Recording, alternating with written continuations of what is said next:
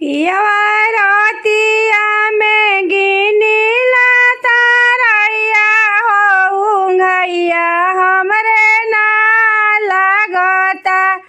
पियवरतिया में गिनीला तारैया हो ऊँघैया हमरे ना लागता।